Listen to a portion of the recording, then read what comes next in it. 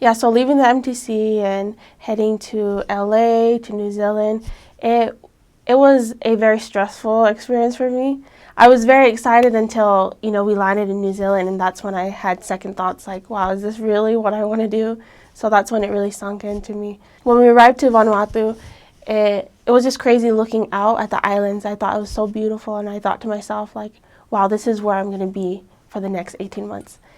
And when we did land, I was thinking to myself, whose farmland are we landing on?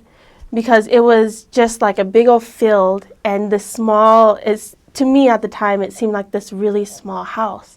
So I thought it was just a farmland we were landing on. So I was just like confused, and that's when I, come to realize like I really am in the middle of nowhere on this little teeny island.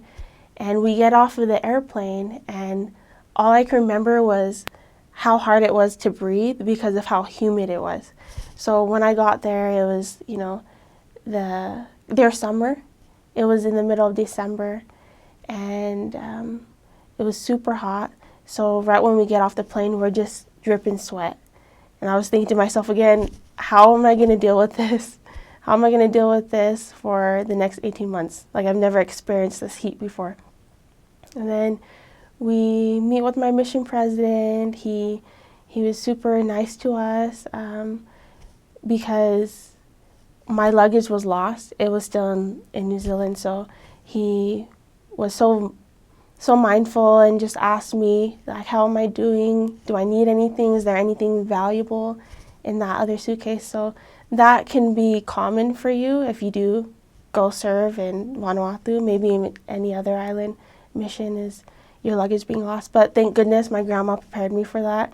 So she made sure that I halved like my garments and my clothing and towels too.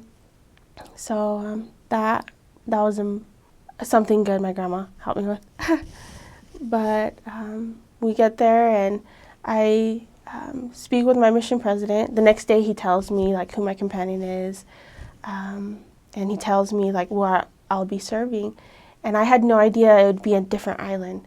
I was just told like your next area will be on a place called Espiritu Santo. And next thing you know, early in the morning, I'm on a plane, a little small jet plane that can fit like about 2, 4, 6, 8 people. So I was the only sister with all these elders, so it was a crazy experience. My first time flying on something so little. And then we get there, and I meet my very loving companion. She's from the Philippines, and that day she just welcomed me into our new home. The house was,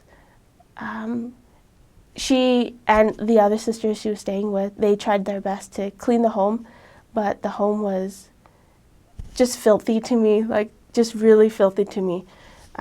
So we spent that day or so cleaning it on our knees, using like the scrubbies we would find to clean the toilet, or not the toilets, the bathtub.